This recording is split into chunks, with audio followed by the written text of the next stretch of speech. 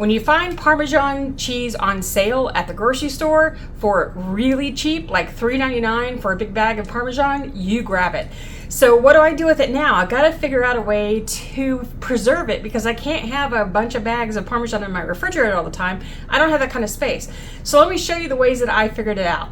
I'm preserving it two ways, dehydrating and freeze drying. And I'm gonna leave some timestamps down below so that you can get to the part that interests you most. But remember, we're gonna be making a recipe with both methods, so you don't wanna miss that as well, which is this incredible Parmesan mushroom seasoning blend that is so yummy. Hi, in case you don't know me, I'm Darcy, I'm from the Purposeful Pantry, and I wanna be your dehydrating BFF.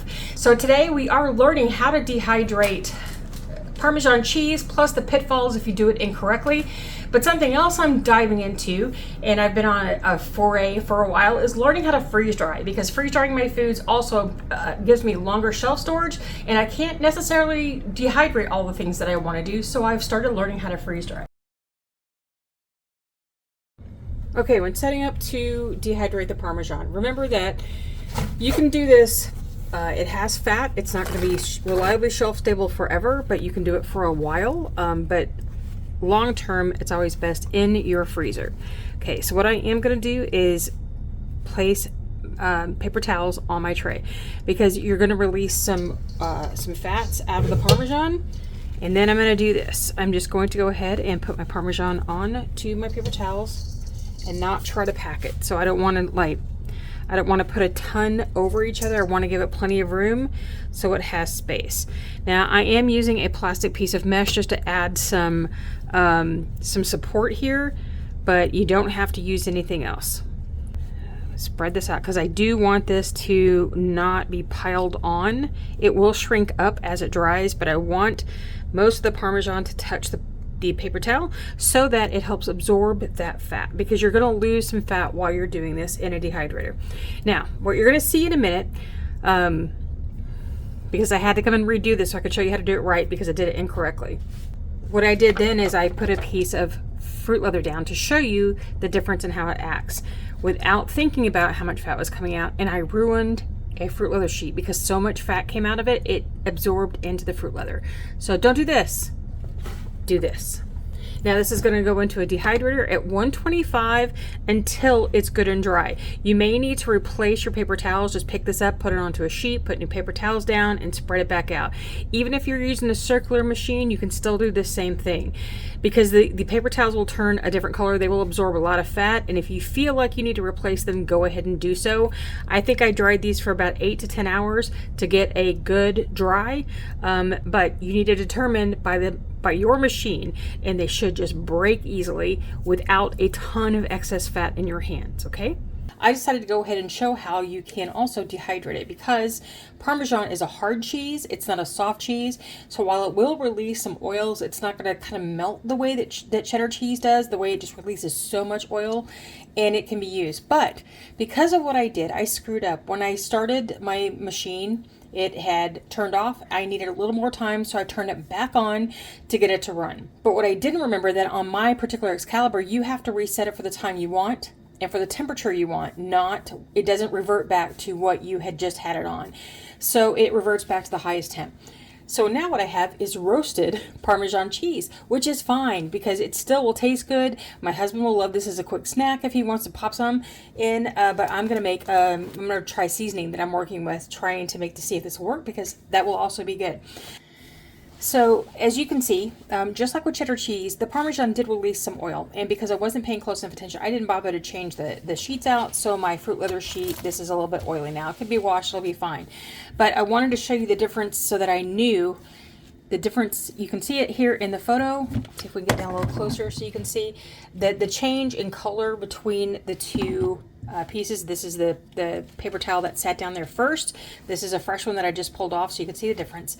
It still absorbed the oil that came out of this Parmesan, because it's still cheese, it's still dairy, it's still going to release oil, which makes it not reliably shelf stable all the time. Now, shelf stable for a while, yes. Can I tell you how long exactly? No, it's always going to be anecdotal. So I'm just going to store it in here for a little while. Now, you could store this in the refrigerator or the freezer. You can still use this in a meal in a jar if you wanted to, or add it later. Is that really all I had in there? Oh, it felt like so much more. Okay, I didn't need this big jar. We will change it over in a minute and get a smaller jar for storage because you don't want all that extra air. Here is my second tray. And what I wanted to do was show the difference between not using the paper towels and using the paper towels when I first set this up. So if you can see how this is, it did not absorb any of that oil. And so it is still oily. This is not something that I would want to store because the paper towel wasn't there to take it out. And I didn't pay attention. And so I have this kind of oily mess now that I cannot use. So what I can do is go ahead and put this back on another tray and dry it. Again, trying to let the heat help absorb this. But between the high temperature that this ran at, without paper towels under it, it pulled out a lot of that oil and it had nowhere to go. So it just sat at the bottom. This is something that goes wrong sometimes because I didn't think the whole thing through when I was trying to test out how it was going to work. So what am I going to do with this? It's probably just going to get used for dinner tonight. I'll make some kind of pasta recipe and we're going to go ahead and use this. Okay, so we have 4 bags of this Parmesan. It is better than buying Parmesan in the bag back in the dairy department because it doesn't have as much of the covering on it, like the anti-caking agents on it.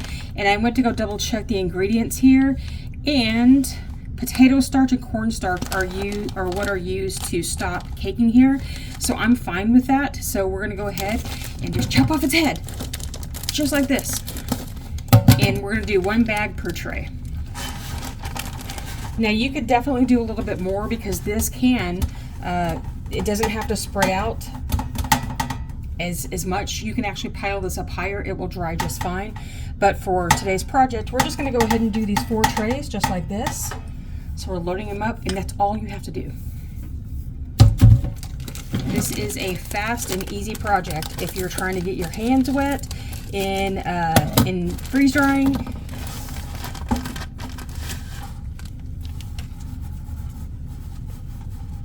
Just spread it out like that and we are good to go. Now, should you use a liner? That's going to totally be up to you for this kind of project. This does not stick to the trays, so it's not something that I feel like I have to put a liner under. It's not going to help me take it off the trays and put it someplace any better than having a liner on it, so we're going without the liner. And typically at this point, I would say take your product and put it inside of your freezer to freeze overnight or for a good long time before you put it in the dehydrator. The thing, I'm so used to dehydrate, into the freeze dryer. The thing is that the moisture content in this Parmesan cheese is so low, there is no reason to go ahead and do it. It will freeze just fine during the cycling process of the freeze dryer. We're just gonna stick this straight into the freeze dryer. Now, while I'm not putting my trays into my freezer to pre-freeze them, I am making sure that I've pre-frozen, that I've run the freezing cycle on my freeze dryer before we get started. And as we get the last tray in, straight in. There you go. Close the door quickly. Okay, as you can see, I've already gotten all my trays in. We've got the valve closed for the pump, and we will go. Okay, it was just too hot to stand in my garage to show you what it looks like after. Here is after about 10 hours on the drying cycle. I went through the whole regular freeze drying process, and in the dry time, typically I give things about 24 hours just to make sure everything's dry, but this didn't need it. We are good and dry and crunchy. And let me see if I can show you that. That's what it looks like. It has shriveled some from what it is fresh. Let me see if I can go get some out of the fridge. So left hand is fresh, right hand is freeze dried.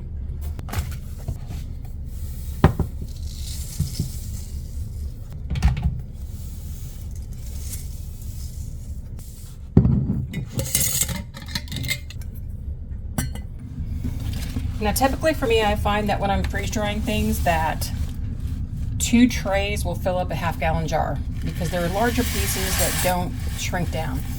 But our Parmesan doesn't quite fill a half-gallon jar with the trays that are kind of partially filled. Now if I had super filled those trays, then it would have been better.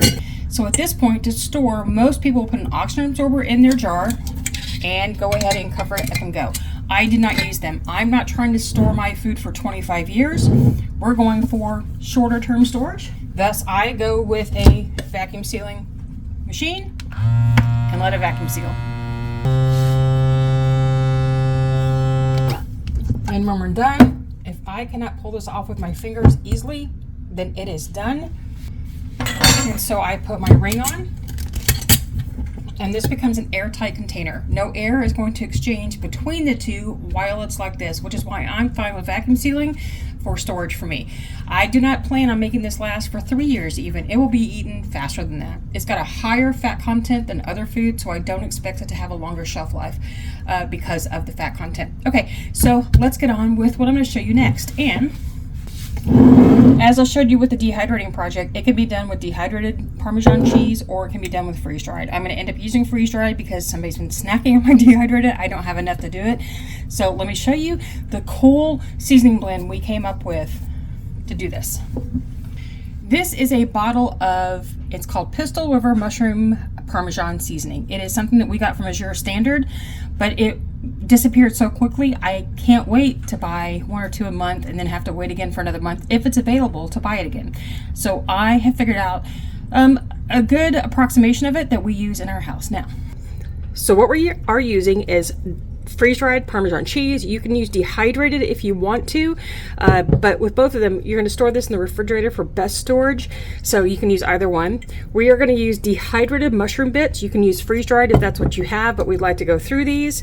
We're going to use some black pepper, we're going to use some garlic powder, and we're going to use some dried thyme from our garden. I've already got the pepper and thyme in here. I did about a tablespoon of pepper, a tablespoon and a half, no, 2 tablespoons of thyme. Then we're going to add some garlic powder. Do it to your liking. That was probably at least a good half tablespoon in there. All right, so what I'm going to do now is I'm going to fill up the jar that I'm using with half and half mushrooms.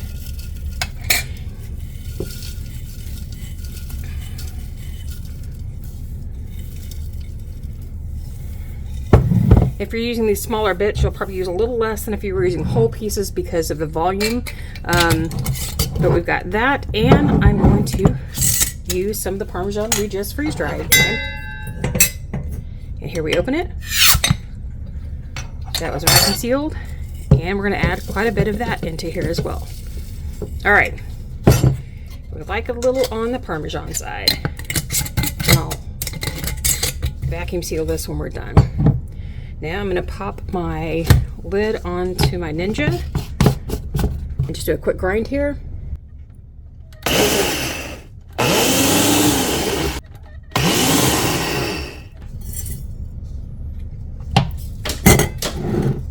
Just like this. Sorry, the kitten is playing in the background with some toys. We adopted a cat, one of the feral cats in our neighborhood a while ago, and he's still pretty young and loves to play. All right, so here is our blend, just like this. It is earthy, it is salty, it is cheesy, it is, flavorful of all the things that we love. And even if I didn't get it ground down perfectly, it's okay, because what we're using this for is to put maybe onto as a steak rub, or to put on our green beans. My husband loves it in his eggs and on popcorn. So this is a blend that works really well for him. We all like it too, but he's mad about it.